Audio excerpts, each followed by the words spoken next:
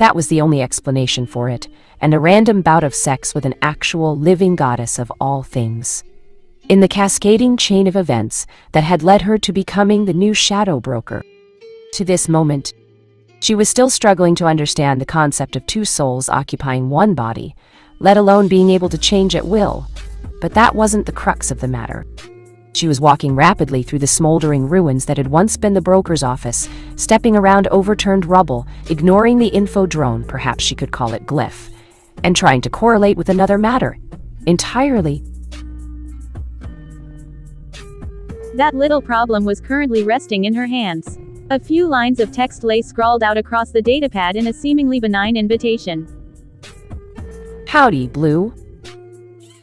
Wanted to let you know I've disciplined our mutual friend for acting up. Hope she didn't make you see too many stars. We're going to be hanging around the system for a little while longer, making repairs to the good shuttle and all. Citadel's our next stop. Need to get some fresh supplies. Buy some new guns, armor, ramen, lots of ramen, and all that crapola. We've still got a couple of empty bunks if you're interested. Naruto. Liara chuckles despite herself. How long has it been since she's truly laughed? Lou. A simple message, harmless, innocuous. But she read it for what it was. A chance excuse. To leave her abilities beyond, to let the broker network rot, even if she so wished. Truth be told, it was a tempting offer. She'd forgotten about the powerful thrill of combat, the sound of her blood pulsing in her ears like the drums of a great hunt, out for death. But still, she wondered about Naruto. What did that make him then? God. D-A-T. Something more? This was why she thought she was going mad, because in spite of all she'd seen in the last 12 hours, despite all she'd done, Liara couldn't possibly quantify him as anything other than what he was. He was an unpredictable rogue at the best of times, a tenacious berserker at the worst. But still, she called him ally. No, more than that, after all they'd been through, she'd even dare to call him, because as friend. Because of them she had Farron back, an arsenal of resources at her disposal. The jagged edges of her she was the shadow broker because she had made the choice to uphold his identity. Naruto Kagaya hadn't forced her hand. They'd allowed that hand to fall on the button catalyst that changed everything. And then, there was the matter of Shepard's clone. The one both was, and was not the woman she'd once loved. They hadn't even opened that can of worms. Goddess. Liara paused, considering those thoughts, those words. A short hiatus aside, surely she could make the network more mobile. Naruto's ship was easily double, nearing triple the size of the old Normandy. She'd seen it up. She pushed the button. Some hours later. Blue. You're looking wee, goddess. In hindsight, Naruto's greeting was unexpectedly enthusiastic, she thought. The moment he laid eye on her, the blonde jumped up from a game of biotic poker with Jody and grabbed her into a crushing bear hug, warping her reply into a strangled squeal of surprise. Laughing, he spun her off the ground as though she weighed no more than a child. 3 revolutions passed before he finally lowered her to the ground again, leaving all her world reeling like a sinking ship. Glad you could make it? Yes. Glad to be here, she murmured as Samara disembarked beside her, exiting the shuttle's cockpit, leaving her to swoon. Dizzily she clutched at her head with her off hand, struggling to find equilibrium.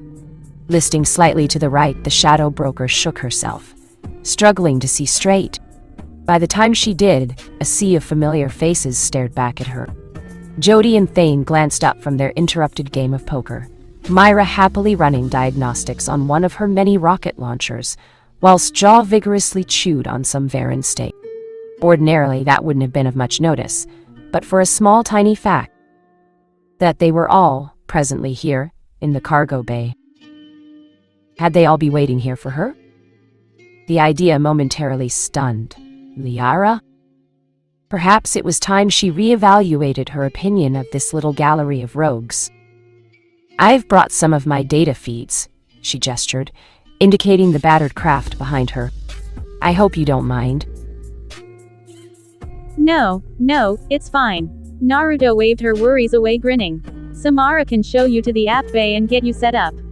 Sure enough, a biotic field engulfed the serfs, effortlessly hoisting them up and out of the ragged shuttle and into the air. This way, if you would, Dr. Tassoni. The serene Justicar waved with her offhand. We'll be taking the cargo elevator. Behind her, she was distantly aware of Naruto's laughter. To the Citadel it is, then, onward, to fame and infamy. Muted laughter greeted them. Liara was left to ponder those words. The Reapers say flesh is weak. It burns, it bleeds, it bruises. But it also heals. It can love. It can feel. It can also hate. Jane Shepherd had gone beyond hatred. The molten lake of her rage was now a frozen tundra, freezing all who came near. Not even her XO was immune to her wrath nowadays. Anger that should have been directed at the collectors was instead directed at herself, her failures, her mistakes, second guesses, and the one who had exacerbated her condition. Naruto. So yes, Commander Shepherd was, in all honesty, slipping. Beyond slipping, to be honest, which was problematic. Now she was actively falling. Morden had kept these thoughts to himself for quite some time now. But now he was beginning to wonder. Problematic? No, dangerous behavior. Threat to the mission, cause and effect. That much was obvious, even to his occupied mind. Humans, over-emotional. Needed to focus. Compartmentalize. The madness of Zaid's little mission spoke volumes to the former Spectre's mental state. Civilian casualties? Unacceptable. No. Not an option. Such casualties should be avoided whenever they could, but Shepherd had willfully ignored the screams in the refinery and pressed on.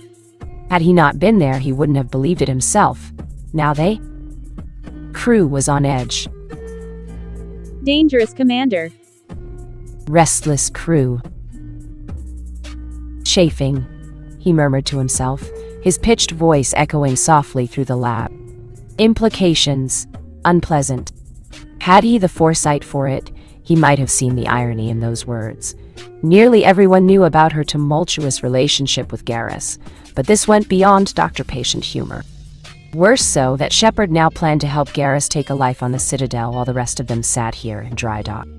Loose cannon, dangerous, rogue behavior, unpredictable. Morden frowned. Problematic. He had no way of knowing just how very right he was. And how very angry a certain blonde was all of 3 seconds away from killing that very man himself. Oi why?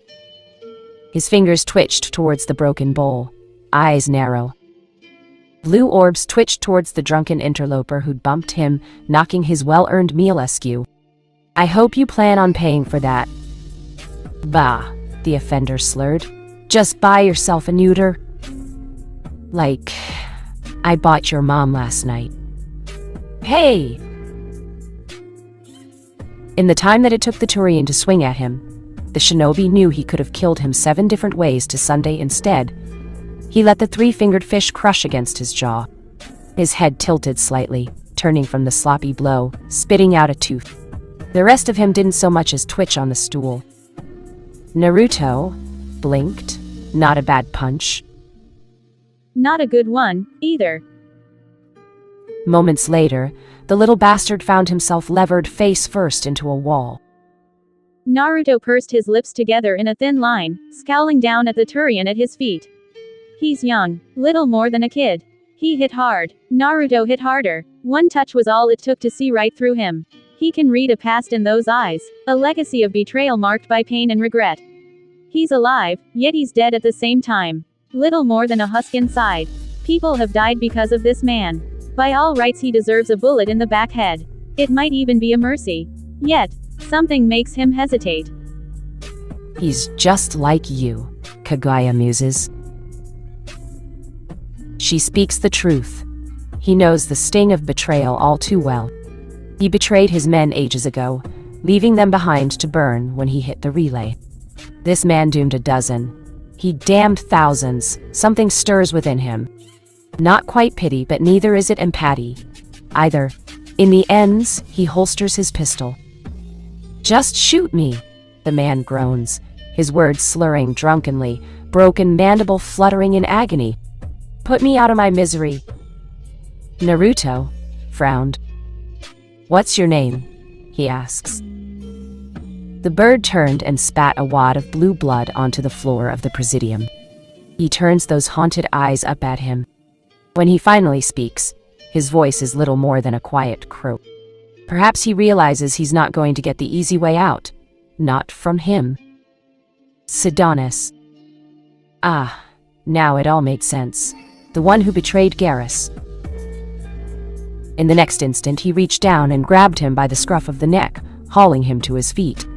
He wills himself not to cringe at the copious amounts of liquor on the boy's breath. "Name's Uzumaki Naruto. You work for me now, got it? Consider it payment for spilling the ramen. Now get your ass in gear." Wordlessly, he drops him, leaving the alien to stagger in his wake. Then he turns and walks away. "Where are you going?" Sidonis calls at his back. "I'm shipping out. Now. Got a war to win against the collectors." "Collectors, you're fucking crazy." "So I've been told. Now, are you coming, or do I have to tear strips out of your hide?" Make up your mind." He keeps walking. "I won't do it for you." "Maybe." Sidonis recognizes the offer for what it really is, a chance to redeem himself, to repay his debts, make things right. Maybe he's just too frightened to question him. Perhaps it's a measure of both. Regardless, he doesn't protest. Naruto doesn't have long to wait before he hears the Turian half stumbling, staggering after him. He trips at first, but he keeps going, stumbles again but does not fall. Naruto grins. "Welcome aboard." He never saw the other Turian until it was too late. So focused had he been on his path that he almost didn't notice the gunmetal blue armor in the rafters. Didn't see the sniper rifle. But he did hear the bullet, the round flying free with a sharp crack of noise and anger, a single round that would most likely ventilate the skull of the poor sod he'd just befriended. Down. Blue eyes snapped upright as he yanked a terrified Sidonis out of harm's way, following the shot. There was an awkward silence as he met Garrus's eyes, miles away. A slight smile pinched those whiskered cheeks. "Quack, quack, motherfucker." Then, grabbing Sidonis by the scruff of the neck, he ran like hell. Author. Fuck. Ugh. Naruto winced slightly as Jack's fist thudded into the wall, denting the steel. A violent violet Mass Effect field sheathed her body from head to toe, little white-blue flames burning in her eyes. Pete stood quietly by as she shot a resh in the head. Bastard deserved it like the rest of those Cerberus bastards, but now she was becoming downright unstable. With every second she teetered further and further over the edge, threatening to lash out at those she held dear. "Jack, you need to calm down." She rounded on him with a hiss. "I am calm." "Can we go home now, mister? I wanna go home, Tilda." "Soon. 6. Soon." The human child, known only as 6, cowered quietly behind him, taking shelter behind his bulky armor. He'd have to get her someplace safe after all this. He distantly recalled reading her file. She was from... where exactly? Before he could ponder the matter further, the sound of biotics breaking glass jerked him back to the present. "I hate them. Every fucking one of them," Jack roared. "Why the fuck would they do something like this? Why would they bring more kids here?" Naruto scowled. "I don't know." He patted the nuke on his back. "But I know exactly what we're going to do about it."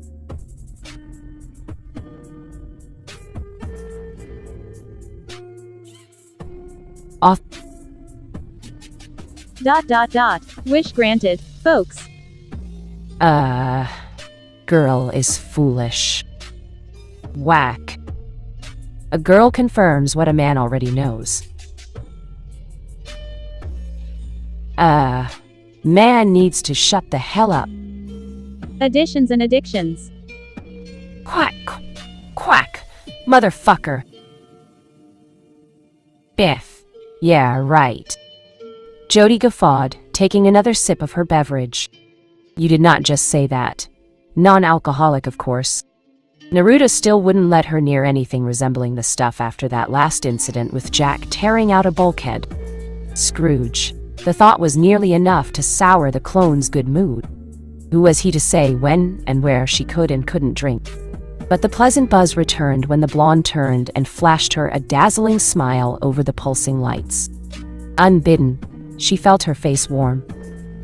Then Naruto continued, cackling, I flipped him the bird and bolted. You didn't. Oh, yes I did. He crowed proudly, flopping down beside her on the couch with near exultant glee. Should have seen the look on old Birdbrain's face. 1 minute he was staring at me through the scope and the next yoink. I got the hell out of there with Bird Boy in tow. Ah, a lone mirthful tear trailed out of his eyes and was swiftly dashed away by a gloved hand. I miss the good old days when I did crap like that all the time. Nowadays, it's always running and gunning from one end of the galaxy to the other and trying to stay alive. No time for fun. Yes, I do. The clone found herself laughing softly. You don't disappoint, do you? Having second thoughts? Hell no! Jody declared her agreement and continued to nurse her non-booze drink. Look, you. Oi, dumbass! Jack's throaty voice called over the din. Get over here! I want to talk to you! About what? Naruto called back, utterly ignorant of her discomfort. About before. Hi, he chirruped happily, wheeling away without a second thought. Right away!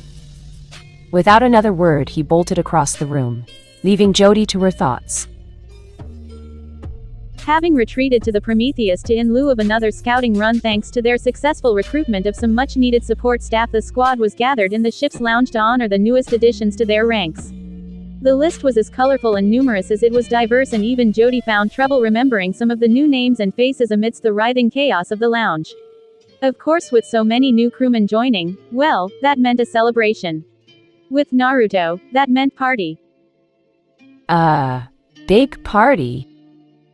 Still, she recognized a handful of the more infamous lot lost amidst the faceless masses of the crew. There was a soft-spoken Batarian known only as Thruk, exiled from the hegemony for some crime or other. He wouldn't say what, and, to be perfectly honest, Jody was afraid to ask. She could guess. The alien was something of a walking tank with his many weapons and heavy armor. It made her glad to know he was on their side. He caught her staring across the way, his 4 eyes narrowing in surprise. But he quietly raised his glass in a toast instead, one she mirrored in silent thanks.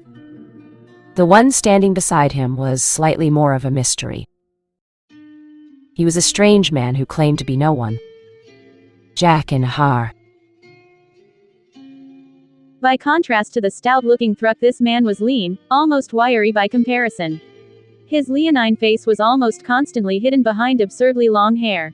Locks the color of matted blood, through which a streak of white shone. No weapons to speak of behind a vicious-looking staff slung around his shoulders, and very little in the way of armor. Naruto hadn't found him. He'd found them. Somehow, this man of many faces had been waiting in the cargo hold, unnoticed, and would have remained so if not for Cortana. When they'd found him, well, the initial contact hadn't been pleasant. What a fright that had been. Earlier. What do you mean there's someone in the cargo hold? Jody shot Jack a dark look as she stormed down the corridor, cringing only slightly as she beheld the blazing azure aura surrounding her fellow biotic. It served as a subtle reminder that, while not as focused as her when it came to biotic technique, Zero was peerless in the realm of raw, destructive power. It served as an unsubtle reminder of her own weakness. She needed to get stronger. Acquire a strength that would never leave her powerless again, a power that could not only protect her, but all those she cared for. Exactly that. Naruto's voice drew her out of her idle musings, his low drawl punctuated by the sound of cracking vertebrae. We go in, kick his or her ass and find out what they're doing here.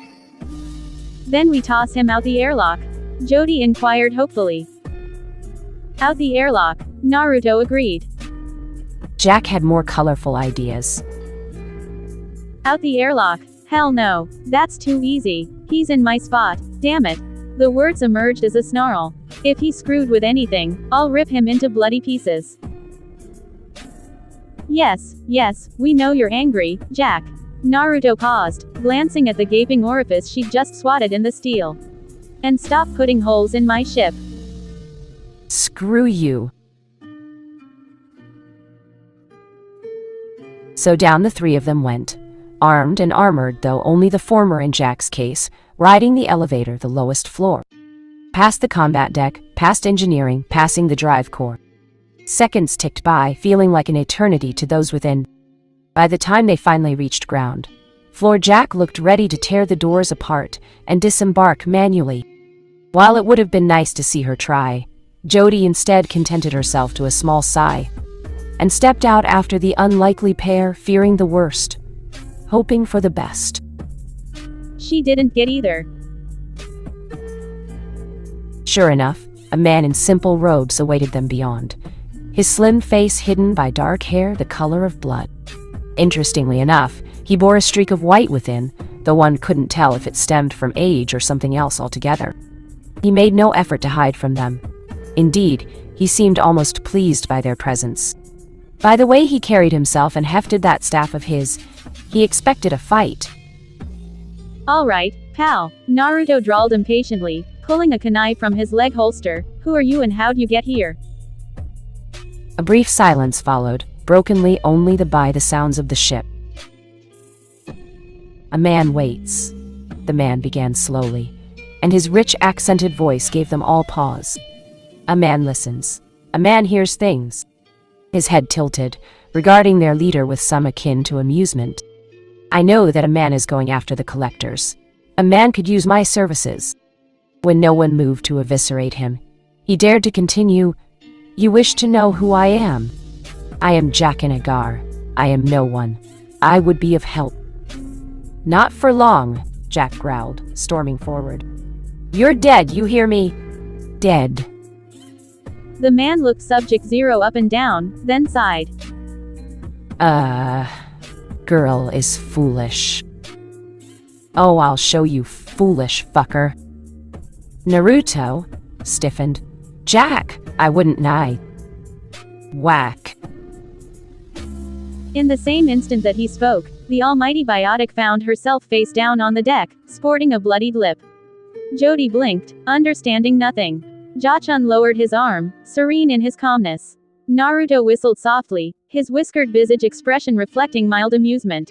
He shook his head slowly, grimacing as the psychotic Biotic struggled to right herself with anything resembling dignity. I warned you. What the hell? A girl confirms what a man already knows. The robed man answered, stepping away from Jack's twitching form. Her anger begets nothing. Man can. Kiss my... crunch. Odd. It sounded a great deal like someone had just planted their boot through the deck. Jody looked up, alarmed to find that Naruto had done just that. Why not try someone who knows how to fight? He offered. And now it begins, Jackin murmured. Now it ends. Naruto didn't bother to mince words with no one. He merely stepped forward and struck, leading with a kunai. Jackin blocked flawlessly with his forearm only to find himself flying into the air as his attacker took hold of that very limb and flung him forward. Alas, the flight was short-lived, for Shigar recovered quickly and reclaimed his balance upon a nearby crate. Settling back against this impromptu leverage, the older man flashed the blonde a curious look of mild surprise, if not outright consternation. Man is skilled, he remarked, impressed. Where did you train? By way of answer, Naruto reached around to his back and drew his blade. Looking back, Jody couldn't call it a fight, because it wasn't a fight at all. It was like a dance. She realized it, saw it in the way they moved. For all his levity, all those old jokes and silly humor, the blonde was still a killer at heart. At the end of the day, no matter what he said or did, no matter how much he might deny that he enjoyed it, he simply excelled in the art of ending lives. Each attack was thrown with maximum precision and deadly intent, some narrowly blocked or deflected by Jachun. Others weren't. Likewise, he struck back like a coiled viper when the opportunity presented itself, ever quick, ever agile, refusing to remain still long enough to allow his foe a killing blow. Naruto caught such a strike on the edge of his blade, the hardwood staff splintering like so much chaff before it. Storming through the shattered wood, he pivoted on his left foot and responded in kind. The strike took his enemy low, well below the ribs, opening a crimson slice in his belly. For the first time since he'd initiated their duel, Jagan stopped smiling. With that, Jody finally realized what was transpiring here, to her quiet delight. They were both masters of their craft, but in the end, there could only be one victor. Radiating a strangely eerie calm, Naruto pressed the attack, swatting aside a questing strike and driving the back of a fist into his foe's visage all at once. When Jacken staggered backward, he struck out at him yet again, driving blow after blow as he could have ended it in an instant had he used anything resembling chakra. But remarkably, he abstained. Spinning, Naruto swept his legs and slammed the man down onto the deck. An angry crunch signaled that something had been broken, and that was all the excuse the ninja needed to move in for the kill. Good fight. Jacken assented, gasping. A man fought well. Thanks. Naruto, panting, raised his hand for the finishing blow. Wait. Naruto spun, momentarily annoyed to find Liara hastening towards him. She must have come down the lift after them. Don't kill him. Why the hell not? Presently. Somehow, against all odds, he'd been allowed to stay. Liara had argued long and fiercely about it all, and in the end, Naruto had given in. Good. Even Liara, who'd recommended the man in the first place, didn't know anything more than that. Their resident shadow broker couldn't dig up anything beyond the man, nothing concrete, at least. Rumor had it he held a grudge against the collectors for stealing his apprentice or some such, and even that was secondhand and guesswork. Collectors. The thought made her shiver. She'd never seen one in person, but the tank had told her all she needed to know about the slimy bastards. They were sick, twisted, wrong. Girl sits alone. Jody nearly jumped out of her chair as a hand materialized out the darkness to lay hold of her shoulder. Wow, hen, where, why? A girl had a thirst. Jajan Nagar remarked wryly, hefting his glass. No, wait, that was hers. Now it will be quenched. He pressed a fresh one into her hands, one she suspected contained a fair bit of alcohol. Enjoy. Jody, all at sea, could only blink as he melted back into the crowd. Thus freed, her gaze swept the gathering once more. Next to catch her eye was Samus Aran. Thankfully not quite as infamous as the illustrious Saeed Masani, she was still a dangerous woman. Cold, too? She'd spoken to virtually no one since she'd signed on. And last but not least, perhaps most notably among them, a gun-toting, smart-mouthed Hanar going by the name of Blasto. She wasn't sure about the name. Was Blasto even real? Now, Jody knew enough about the Hanar as a whole to find them utterly unfrightening. Was that even a word? Nah. Each and all of them had been ruthlessly vetted by both Samara and Liara alike before they'd even been allowed to so much as set foot on the Prometheus. Potentially dangerous though they might be, they were at least confident that none of them were a mole for Cerberus or held ties to any disreputable factions. Or maybe they were wrong, and they'd all find themselves knifed in their sleep. With all the shit that had happened lately, she wouldn't be surprised. Scoffing, she paced away, nursing her drink. Say what you would about Warden Kirill and his nasty reputation, but he knew how to outfit a ship. Lavish to the point of opulence, it certainly wasn't designed to Turian standards. The wide open spaces put paid to that, as did the thrumming music in her ears. Not your average Turian, that one. Exceptional. If only in his creativity and cruelty. Her memories of the man remained decidedly distant and foggy from her time deep in the tank, but none of them were pleasant. It made her damned glad he was dead. Speaking of death on legs. Spirits, what did you put in this thing? The voice nearly gave her pause, if only for the note of panic it carried. Myra's dulcet tones made themselves known from a dark corner seconds later. There you go, put some hair on your chest. I'm Turian. I don't see how why. Oh, shh. So... those two? Neat? Sidonis, depressed though he was, and still reeling from his own inner demons, had proved himself an able tech when presented the task. Not quite up to Myra's rigid specifications, of course, but it was something. Initially, the Turian had balked at the idea of a high-functioning artificial intelligence like Cortana running the ship. But under the Quarian's tutelage, he'd been brought up to speed with remarkable acumen. He also made one hell of a Varan steak, according to Jack. Who would have thought a Turian knew how to prepare human food? It would take some time for that one to settle in, of course, but by the looks of it, he was already well on his way. Just as things were between her on Naruto. Jody shook her head and let him go, fighting a pang of tender anguish. Idly, she allowed her gaze to roam the lower decks. Of their ragtag little group, only Liara was nowhere to be seen. It made sense. The Asari wasn't the sort to party. Thane reclined peacefully in shared meditation with Samara near the viewport, seemingly ignorant of all the world around him. Jody almost envied them. It was times like these that she could forget she was a clone of perhaps the most recognizable human in the known galaxy. Not the copy of some madwoman with a burning hatred for Batarians. Not the woman who'd killed so many in the Blitz. The thought hung over her like an angry specter, haunting her every step. She didn't want to be that woman. She wanted to be Jody. That was all she would ever be in Naruto's eyes. Just Jody. No matter how much she might wish otherwise. Unfortunately, Jody found herself rudely interrupted when she rounded a corner and smacked into the very object of her desire. Hey!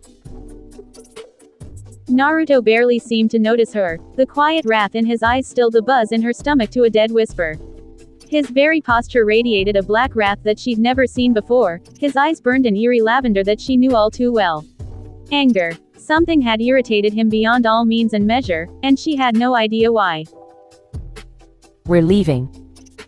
Flummoxed by his behavior, Jody struggled to understand. What is it? What's wrong? She asked, hastening after him. Where are we going? When next he spoke, his voice was like ice.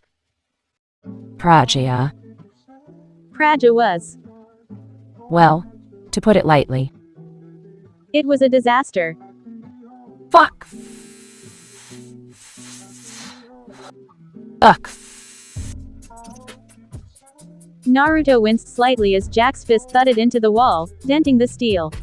A violent violet Mass Effect field sheathed her body from head to toe, little white-blue flames burning in her eyes.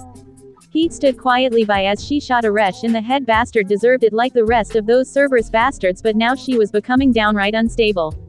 With every second she teetered further and further over the edge, threatening to lash out at those she held dear, radiating hostility like a feral Burin. Jack, you need to calm down. She rounded on him with a hiss. I am calm. Can we go home now, mister? A small voice cried. I want to go home. Soon. 6. Soon. The human child, known only as Six, cowered quietly behind him, taking shelter behind him. He'd have to get her someplace safe after all this. He distantly recalled reading her file. She was from, where, exactly? Before he could ponder the matter further, the sound of Biotic's breaking glass jerked him back to the present. I hate them. Every fucking one of them, Jack roared. Why the fuck would they do something like this? Why would they bring more kids here? Naruto scowled.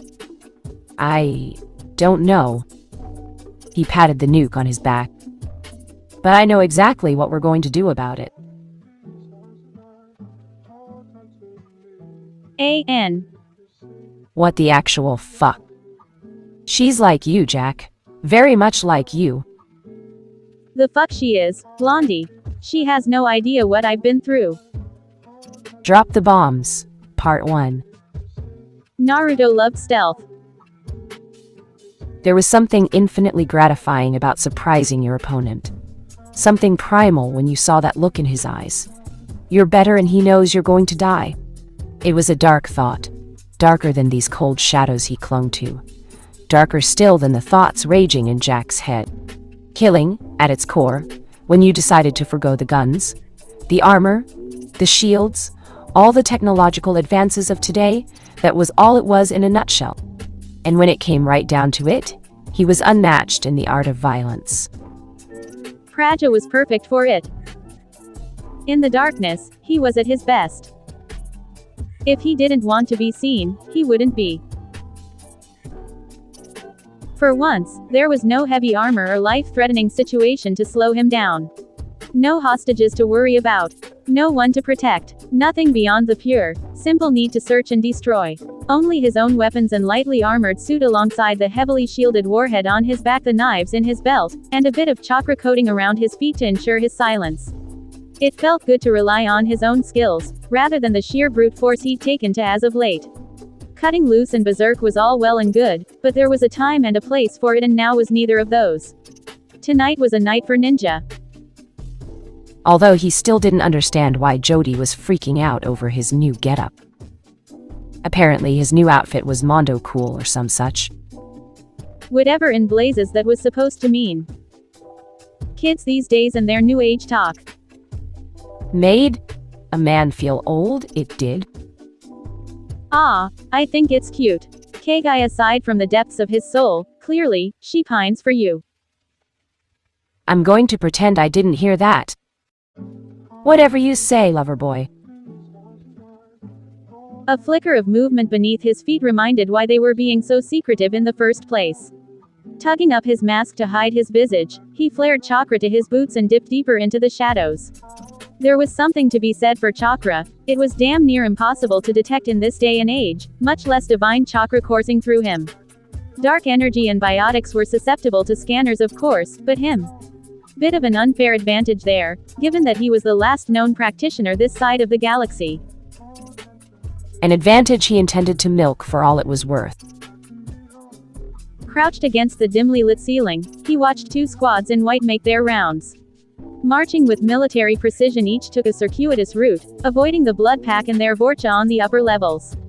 High-end weapons, cutting-edge armor. Even from his awkward vantage point, his keen eyes recognized the symbol etched into their fatigues. Cerberus. Well, this was a new wrinkle. Jack was certainly going to have some explaining to do when everything was said and done. She'd neglected to mention someone had gotten it up and running again. Rather recently, by the looks of that. On the outside, they hadn't even made a significant effort to repair the facility. They'd only peeled away the worst of the plant growth, set up some minor fortifications, and stationed guards. As if they were deliberately choosing instead to rely on sheer numbers, rather than anything in the way of defense. This was exactly the kind of shoddy work that left openings. Openings which could be exploited. Infiltration had been easy. Almost too easy, which was precisely why he'd held his team back until now. Either this cell was woefully inept, or they wanted to be attacked, and thereby draw the noose around them. Still, it begged the obvious question. Someone had set all of this up. Who was in charge? Who would possibly go to such lengths, yet clearly leave their work unfinished? A low hiss below informed him of a stray Vorcha who'd ventured too close, its heightened senses sensing something amiss in the dank air. Naruto clicked his teeth together in silent annoyance, bracing himself against a darkened corner. It wasn't aware of him yet, hadn't called anyone. Good. It gave him a chance to test out some new equipment. Squinting one eye shut, the blonde braced himself against the high ceiling with one hand, narrowed the other and aimed his free limb toward the ghastly creature below, while forcing his right palm into a fist. Another harsh peal of thunder crashed outside at that exact moment, obscuring the noise that followed. Snick. The grapple hook did its job and themed some, bursting from it gauntlet to arced unerringly downward, spearing the stunned sentry square in the chest, silencing any noise it might have made. Choking on its own blood, the Vorcha folded inward on itself, trying and failing to heal from the now gaping tear in its lungs. At least, Naruto assumed he'd hit the lungs. Vorcha physiology was tricky. With a grunt he braced his legs and reeled the line in, dragging the hideous creature to the ceiling, weapon and all. An equally swift tug extricated the hook from its victim, allowing him to slit its throat for good measure, stilling its struggles entirely. From there it was a small matter to dispose of him in the jungle and reclaim his perch. Slipping back into the shadows, he favored his new tool with a grim smile. Oh yes. He was keeping this. One of Myra's latest creations, the grapple sported a thick, yet portable cord easily capable of punching through armor and supposedly able to lifting anything short of a Krogan or an El-Chor. Just as well, he supposed. If it could lift one of those, it'd be woefully overpowered at any rate. One down, he ticked off in his head, dozens more to go. This is going to be a long night. Pathetic scavengers like the Blood Pack weren't anything out of the ordinary, and easy to dispatch, but hardened Cerberus soldiers. Working with aliens for that matter. That was new and dangerous. In his experience it was better to avoid a needless fight with one's enemies, rather than simply kick in the door. Of course, they weren't going to amiable about it and force his hand. Well, it limited his options severely. Especially if this was Cerberus. Naruto liked neither and resolved himself to wipe both out to the last man. Best to be certain. Let it never be said that he wasn't thorough. All right then. He touched two fingers to his ears and murmured into the calm, more to those waiting on the other end than himself. Status check, people. Liara, Myra, how's it looking up there, girls? Any sign of that big cruiser we spotted earlier? I want to know if that damn thing rabbited or not. A heartbeat passed before the broker received his summons on the Prometheus.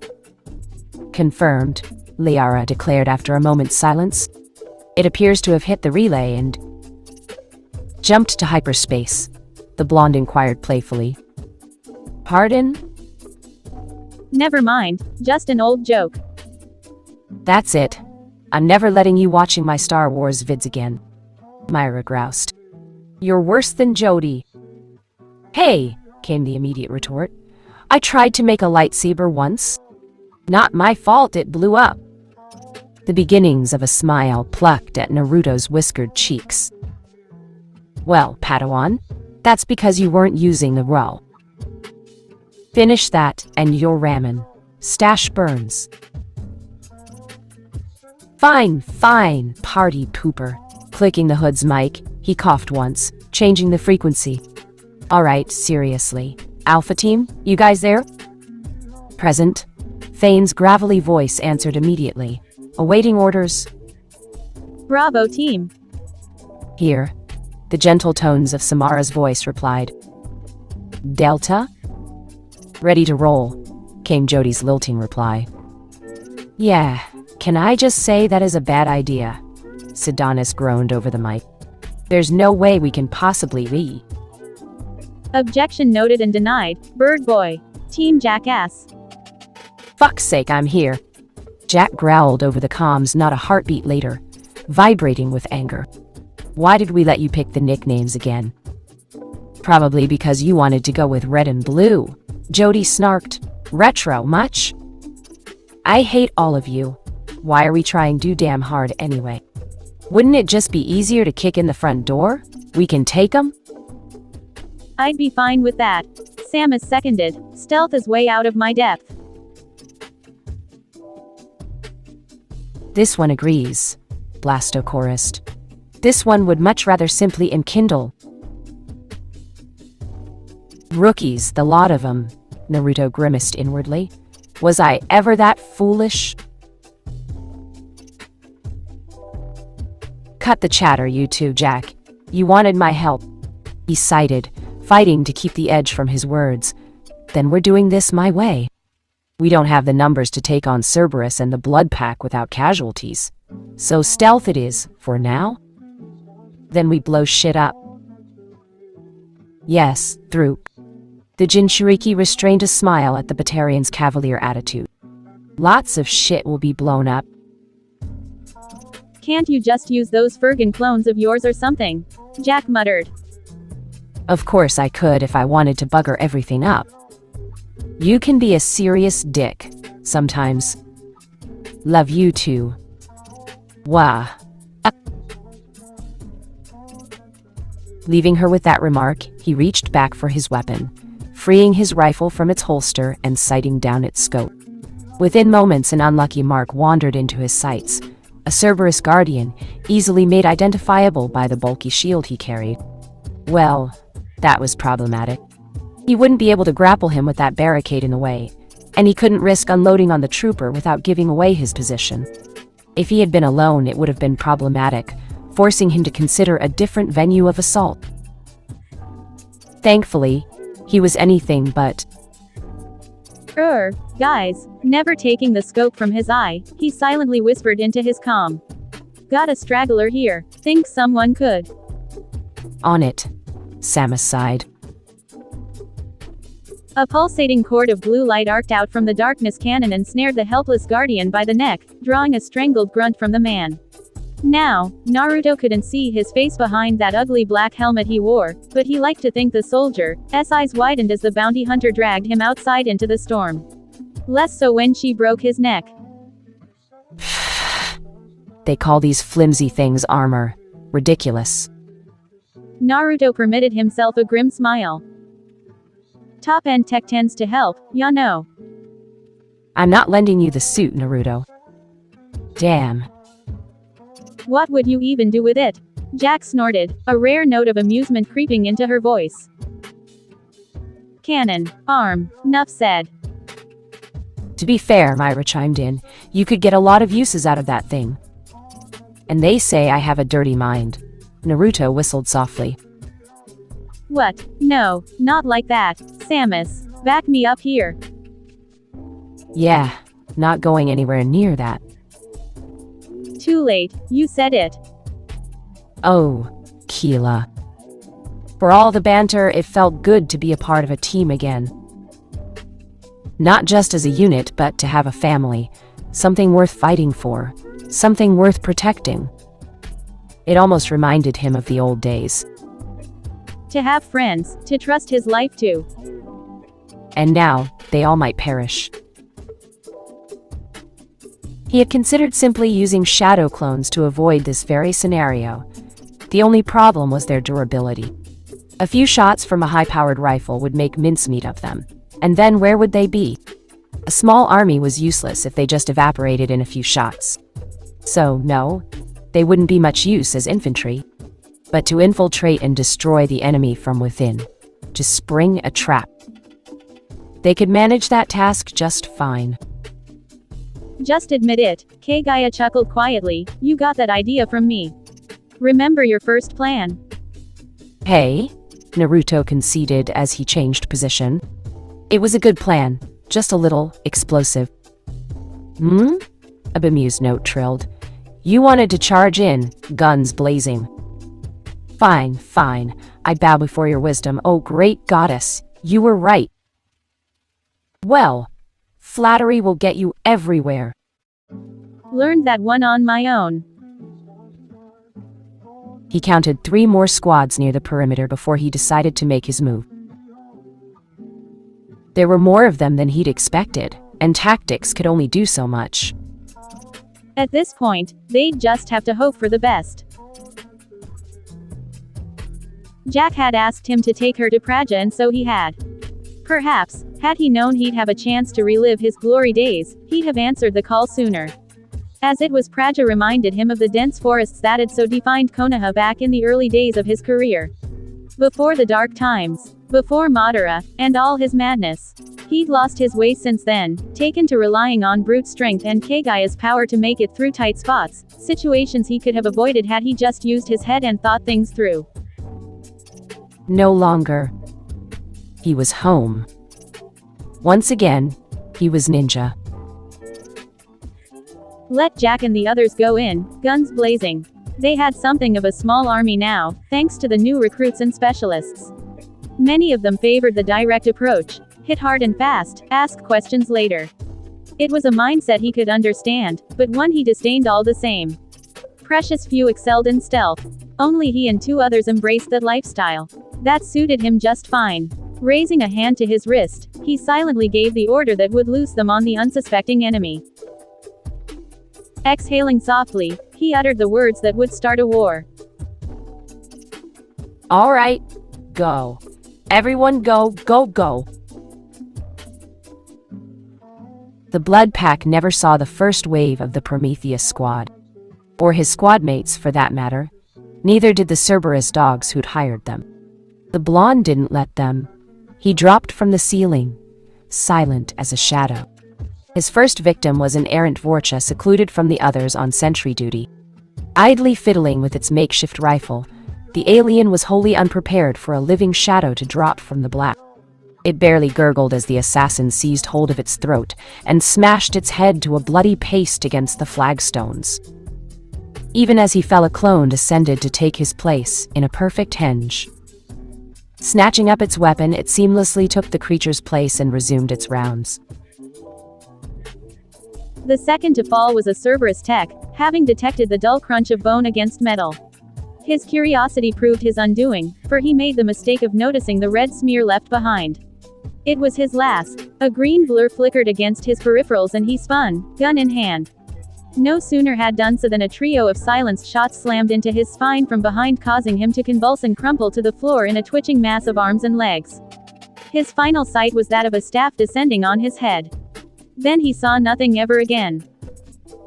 He too was replaced by another clone. The 5th victim, a great brute of a Krogan, proved slightly more problematic to kill than his comrades. Karek, who by all accounts and incessant bragging, seemed to be the leader of this unruly little band. Not only was he already made wary of the sudden absence of his allies, but he appeared to have realized something was amiss. Naruto caught Jacken's eye from the shadows and gestured sharply with his right hand, fingers tightened in a wedge. The faceless man caught the gesture and returned it, whistling softly. Sure enough, the Krogan paused, turned his head towards the noise. Leaving his back open, the Black Widow bucked violently in Naruto's hands, tearing a gaping hole through the Krogan's thigh. Then Naruto dropped one last time. Daggers first. Karek howled. Naruto roared back. Thane came in high. Jacken low. To his credit, the Karek actually managed to endure the first barrage. Staggering as the first shots slammed into his knees, he nevertheless managed to keep his footing and bat the faceless man aside, hurling Jachun into Thane with enough force to send both men sprawling. To his infinite disbelief, they retreated as swiftly as they'd come. Even the annoying man stabbing at his shoulders vaulted away, leaving him to wonder what on earth had just happened.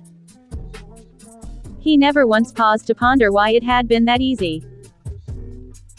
Is that all? Cowards, stand and fight. Distracted as he was by the assassins, he never even saw Thruk coming until it was far too late. He wasn't even entirely aware of the Batarian until his arc projector roared to life. With that, the sharp crackle of lightning filled the narrow corridor. Karek opened his mouth to roar in defiance, to spit at his attacker, but all that emerged was a keening howl. His every muscle clamped down as one and his body buckled, dropping nervelessly to the floor, gun clattering out of reach. All his strength, all his might, gone in an instant. Spasming limbs clamored for purchase and found none, scrabbling uselessly against the polished floor in the Batarian's direction as he went down. Suddenly he found it was all he could do just to raise his gaze and glower at the man who would be his executioner. Funny what several thousand volts did to your innards. You four-eyed bastard! You're shit at insults, you know that, came the rumbling reply. Try something else. Fuck you. Hey, the berserker chuckled. Now that's more like it. Another vicious jolt put the Krogan down for good. Hey, where's the boss? Roar answered. Keep going.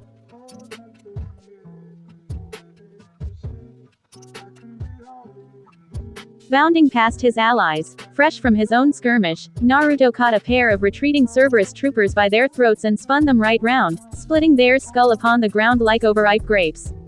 Flowing from these to the next, the bloodied ninja used the excess momentum of his abrupt landing to launch himself across the hall.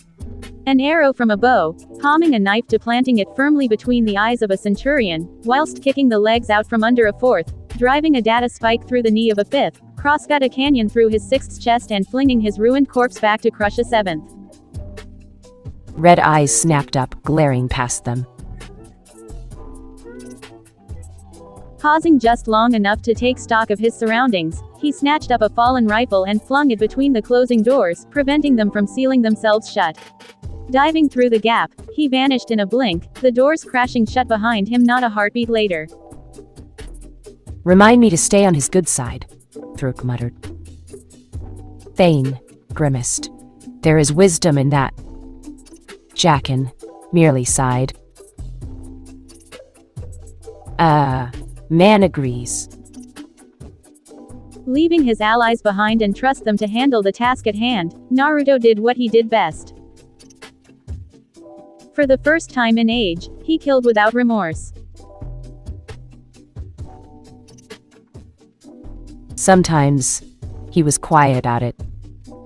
Oftentimes he was not.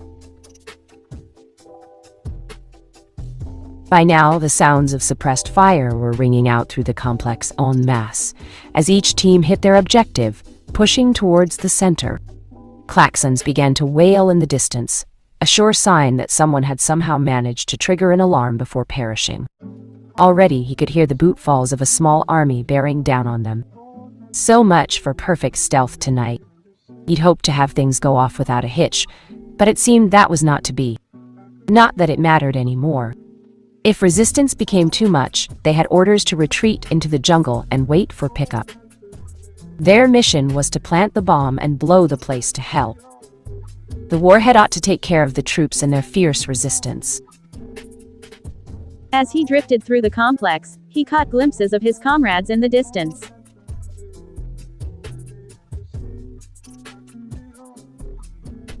To the untrained eye, Samus seemed to emerge from the storm itself, diving through one of the many shattered windows to collide with the unprepared soldier and drive him to the floor. As he looked on, she wrested the cumbersome shield away, slammed it down on his face and inexplicably sprang away, leaving the baffled soldier to wonder what had just happened. The answer came when he saw the flashing red charges she had placed against it. Multiple charges, yellow and pulsing, now orange, now red. Oh she. In hindsight, he probably shouldn't have held onto that shield. Mistake. Shearing off a nearby bulkhead with his good hand, Naruto rested the sharpened sheet of metal upward, just as a wall of fire flooded the room. Shrugging off the blast, he cast his impromptu shield aside, stepping over the scorched corpses in his wake.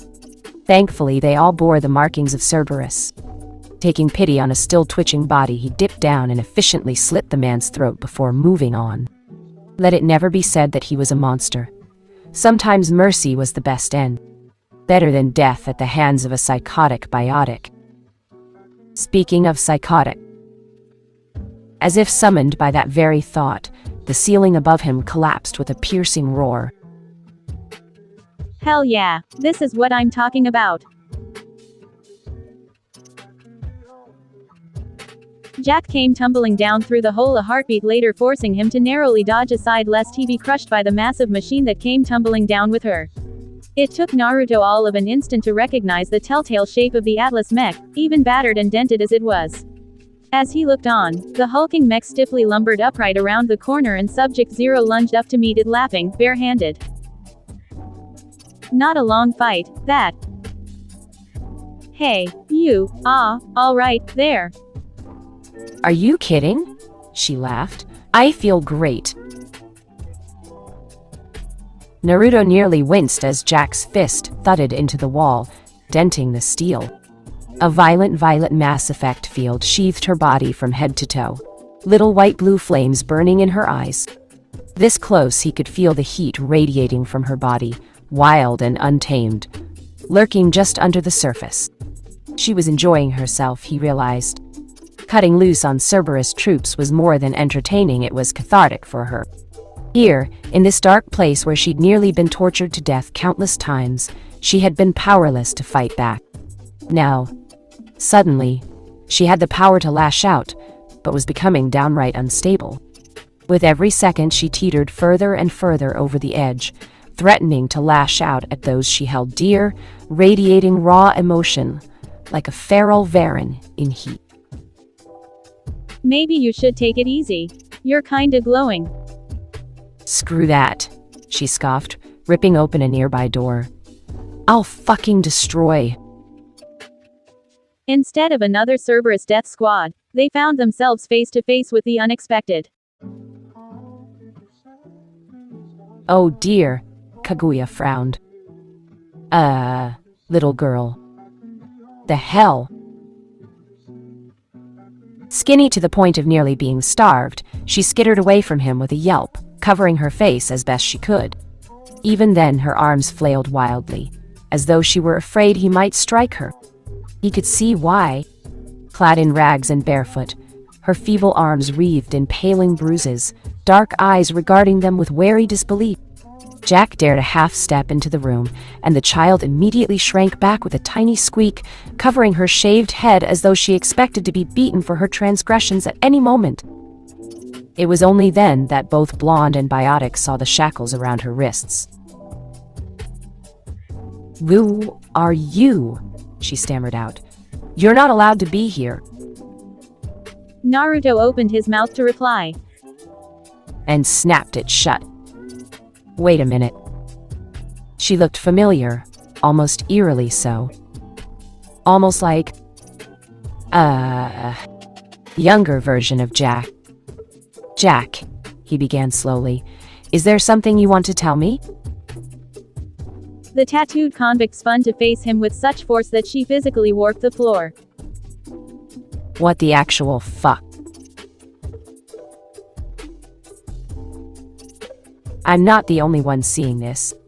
Craning his head, the whiskered warrior risked a glance at the fearful girl cowering before them in abject terror, heedless of the firefight raging outside. She looks like you, Jack. Very much like you. Too much. Wanna fill me in, or is this news to you? Because you're not gonna like the conclusion I'm drawing. Her face went white. Like hell she does, Blondie. She has no idea what I've been through. Yeah, might want to take that back. Do you not see the bruises and injection marks? Jack flinched. The fuck are you on about? I'm just saying we know since Jody that it's possible to clone. Jack's hand slapped over his mouth before he could finish, silencing him. Not another word, she growled. Not one damn word. So you just want to leave her, then? Well, no, I didn't say that. Then hurry up and cut her loose. Naruto shot back, scowling. Regardless of who she is, we can't leave her here. Especially if she's a withering glower silenced him. Just fuck you. Seriously. Sparing a glance back at the awkward situation, the blonde exhaled heavily and raised an armored wrist to his face. All teams, this is Naruto. Reporting in. He coughed once aside, quietly. We may have a problem. It's one of these again. I know. No more Star Wars for you, young lady. Why the hell not? It's not like I'm hurting anyone. You used your biotics to pull a Darth Vader. Need I say more? Need I remind you that soldier was a member of Cerberus and thus, fair game? Fine, but I'm drawing the line at, I am the Senate, do you hear me? None of that, none. Oh, come on, it's not I'm going to go for a walk or anything. What's the worst that could happen? Really, I swear to God if you actually pull that, you're going to get 7 right across the ass. Who says I can't? You're not my dad. And be glad that I'm not. Rip and tear. Do not. Tilda Naruto and Jody. Going for a walk. Interlude. Power. Unlimited. Powy ear?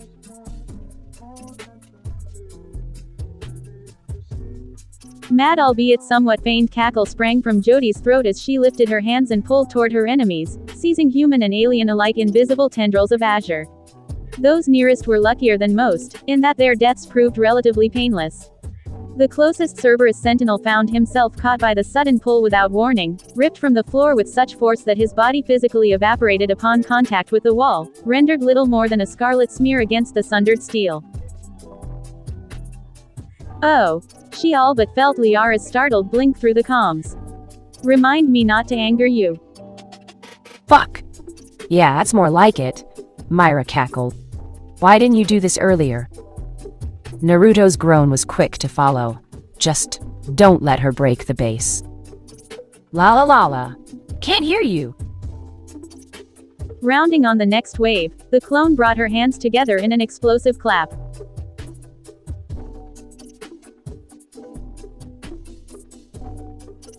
Dark energy surged from her palms in response, roaring forward in a sinuous surging shockwave down the narrow corridor.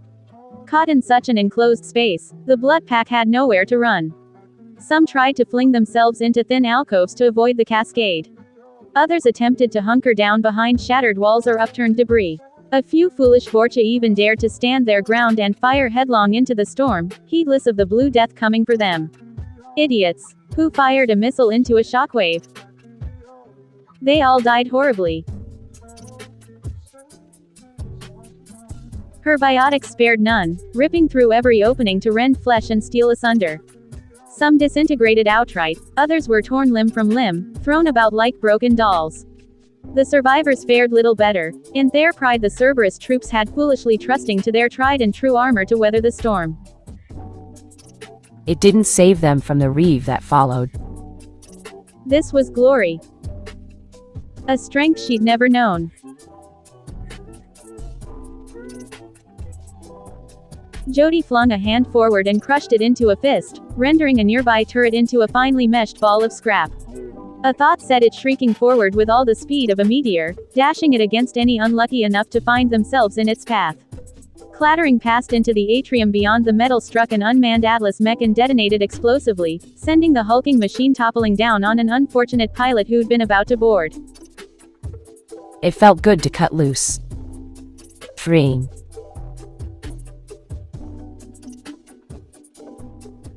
Even now she could feel her biotic amp burning pleasantly in the back of her neck, a slow rising burn that spurred her onward in spite of her comrades' concerns. It wasn't the fabled lightning she wanted to emulate, but it would do in its stead. And if it terrified the enemy, then who was she to question it? That was her purpose in this op, after all. Shock and awe, terrify the enemy so badly that they wouldn't even think to fight back. A thought ripped a bulkhead free and cast it at them. Come here, boys. I'm not done with Al. Thunk.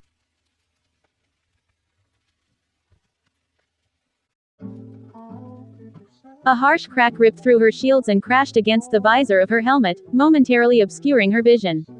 Even as she dispatched the shooter, a second shot smashed against the back of her head to send her stumbling forward in spite of her barrier. Her loyal shield endured the hit, but the casing did not. With a pitiful groan, a portion of the hardened material cracked and split away from her face, exposing the girl's pale visage to the flickering light of the facility. Admittedly a crude piece of technology and one acquired at the last minute, it was something of a miracle it had lasted this long at all. Nevertheless, I liked that helmet. An errant centurion gurgled in surprise as he beheld her face. Holy shit, it's Shepard.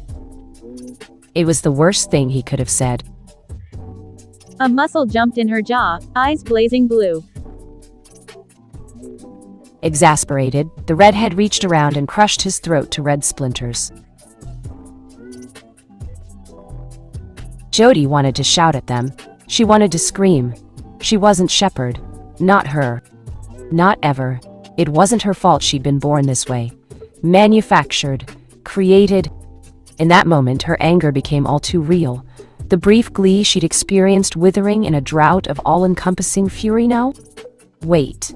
Belatedly, she realized she could use this, turn it against the enemy. After all, it was common knowledge that the commander was running with Cerberus these days. Of course they'd be startled to see her here. Moreover, it gave her a chance to vent. To unleash all the fury that had been building in her chest from the moment they'd set foot here. Casting the broken corpse aside, she towards upon the remaining troops. They all flinched.